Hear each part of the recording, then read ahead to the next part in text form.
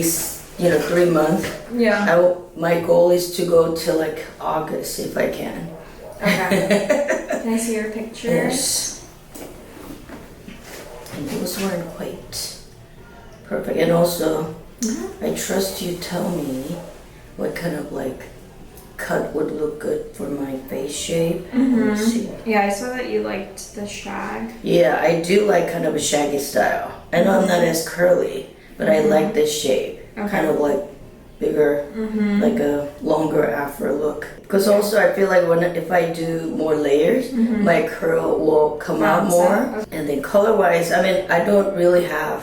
For the color, I'm gonna just follow your gray pattern. This is all done in a salon? Yes. Okay, I'm still gonna, it might take, usually it takes 2 sessions for you to go the longest. I see. So after the first one, most people feel about 3-4 months. Okay. And then after that one, then they feel like they can go like, I see, longer. Yeah, longer. I see, okay. Yeah, because you have all this color, so I have to correct it all out. Gotcha. So even though we're like blending it today, you still might have some of that brown and like discoloration of the blonde is still in there, and so that's why it won't feel perfectly blended to the root just yet, and it'll take time to kind of get there. But at least it'll be better than what you have right now. Okay. And then I'll just try to get you as light as possible, kind of follow this. You want the front to be lighter because you have this like silver streak here. Yeah, I know. It's mostly in the front. So, I mean, whatever you think it will work the best. Yeah, it's mostly in the front. Right here, it's like not too much. It's right here. So we'll do something that will like just follow that. Okay. Are you okay with seeing your gray in between the highlights and the color today? Sure. I mean,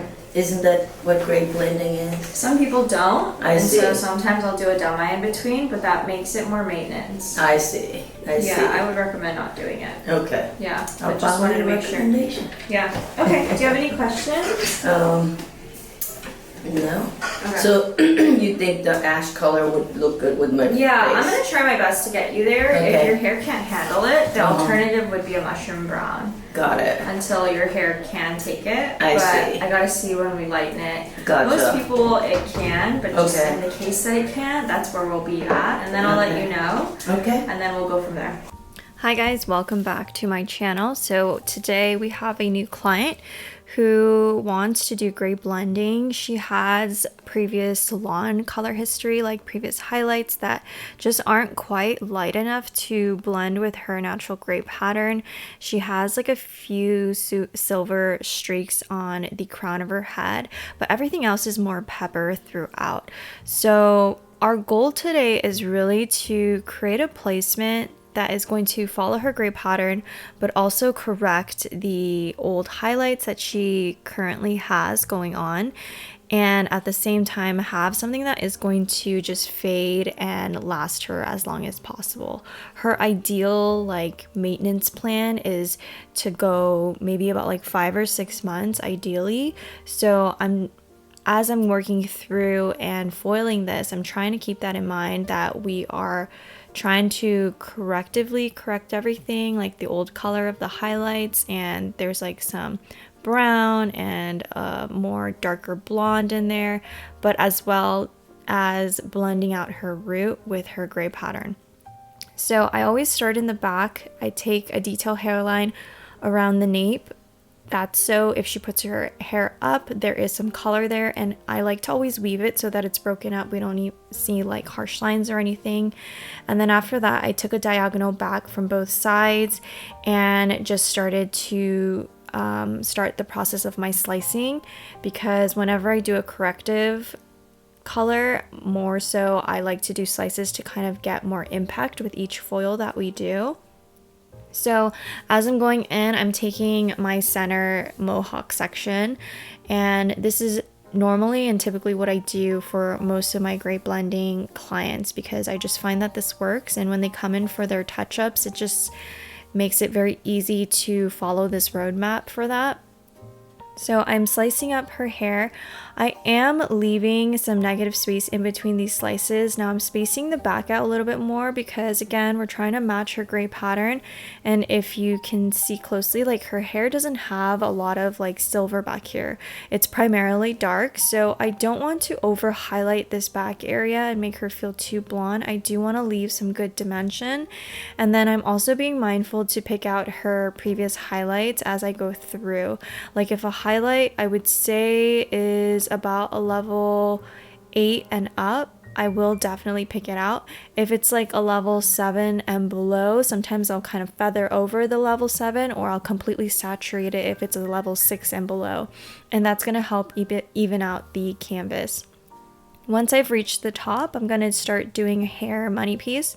Now she asked for more of a shag cut. I did like roughly cut her haircut in so that wherever the layers are kind of sitting, I know where I'm going to be placing my tip outs, how high to go. And then after I do the color, I always refine the haircut too. So I kind of just put in the shape a little bit. It's not a perfect haircut, but I always finish at the end to make it perfect. And so now I'm going in and adding her fringe foils, and I'm doing these back to back because again, from her before, you guys could tell that she's actually quite silver on the top.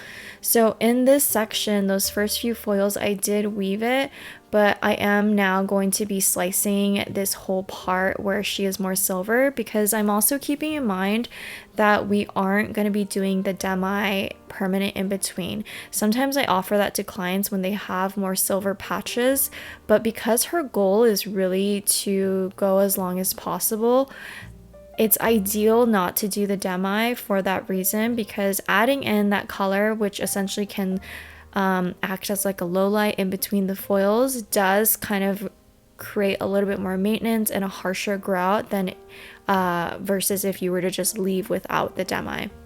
So since I'm keeping in mind that we're not doing demi, in the areas where she naturally is more silver, we are going to pack these foils in a little bit closer together so that when we tone, it's going to be more of a medium gray tone. And I really don't want the roots to feel lighter than the end. So I want to make sure that I put in enough highlights in those areas so that those get colored with the toner and everything blends really seamlessly together. And now I'm doing the side. I did a weave off the hairline and then did another diagonal back, and now I'm going to connect that front and the back with this weave above the ear and then continue my slicing pattern up the side of the head. And again, just as I'm following her gray pattern, I'm leaving a little bit more negative space in the areas where she has more darks saturated in those areas just naturally. And then as I get closer towards the top crown of her head where she has generally more silver, I am going to space in these slices closer together to kind of create that effect to where it is lighter in those areas and really matches with her gray pattern. Now, if she were to come in for her touch-up, I wouldn't necessarily do slices. It really depends on how she's feeling.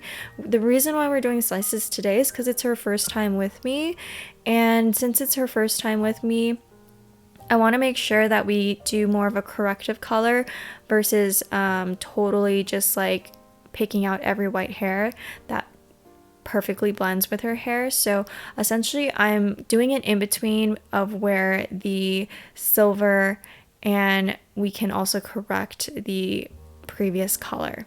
So next time when she comes in, what I might do is start weaving closer to her gray pattern in just the areas that are really bugging her.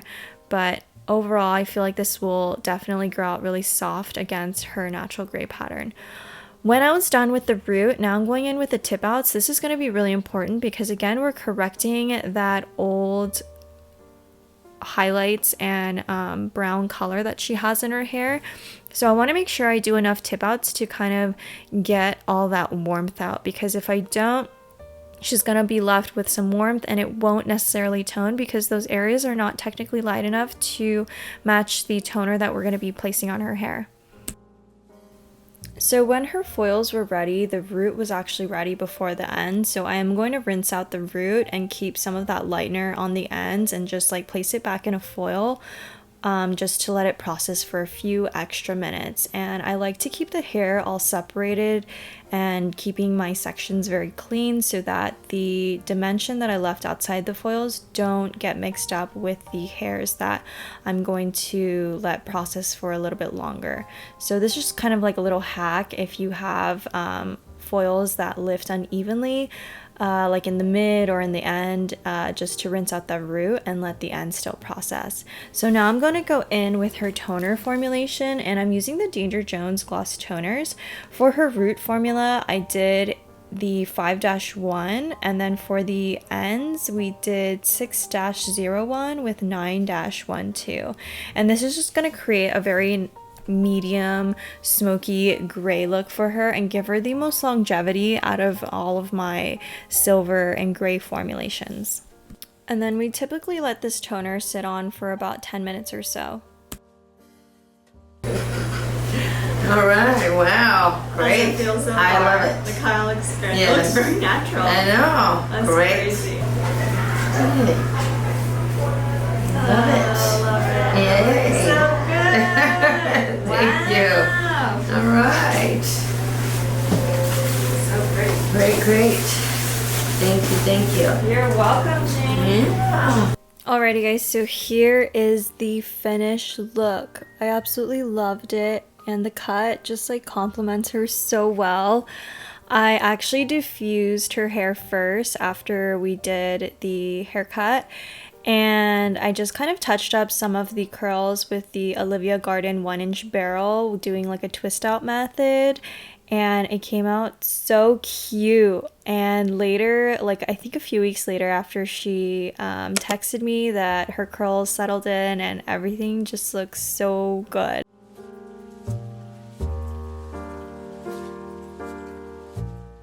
So I was really happy with this one, but yeah. Alrighty guys, that is it for this week's episode. Thank you guys so much for watching and tuning in, and as always, I will talk to you guys next week.